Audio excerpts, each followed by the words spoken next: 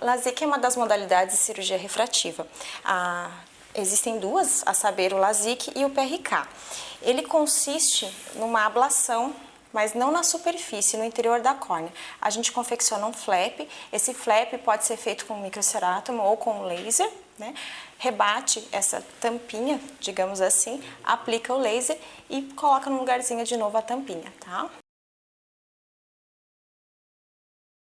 Ela pode corrigir a hipermetropia, o astigmatismo e a miopia. A gente não tem um limite pré-estabelecido.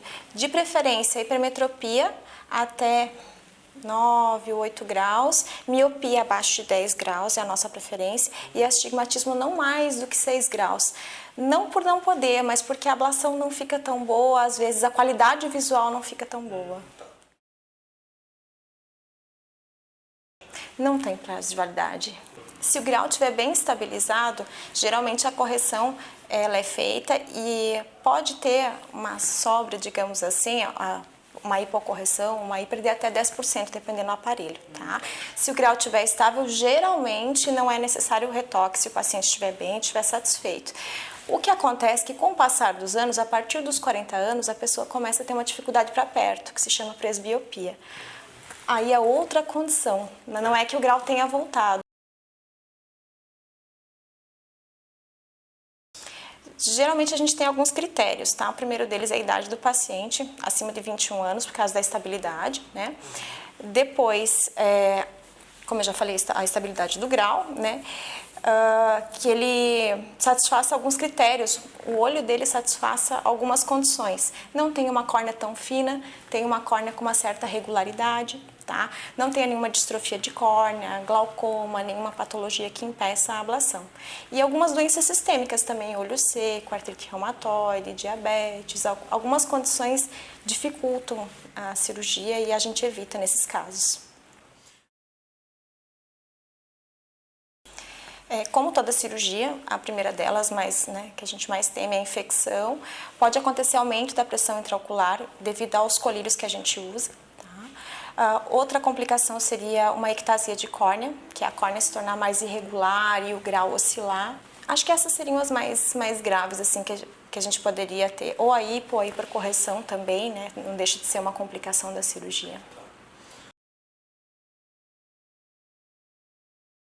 Alguns planos sim, a ANS lançou um novo rol de procedimentos e alguns planos sim cobrem.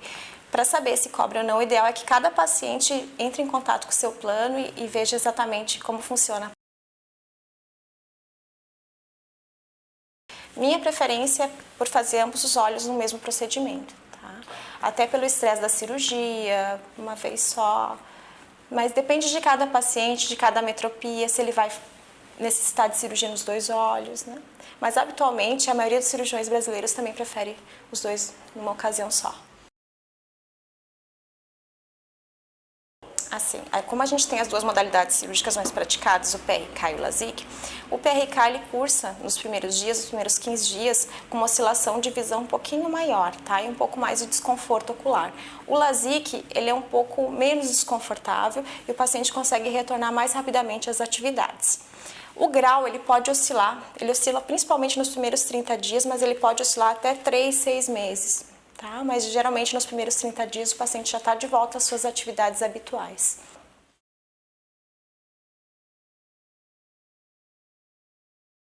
Não, ela não é aconselhável para correções extremas. O ceratocone não chega a ser uma condição extrema, ele é considerado uma patologia de córnea, né? Quando a córnea fica irregular, a metropia é alta, então é contraindicado nos casos de ceratocone.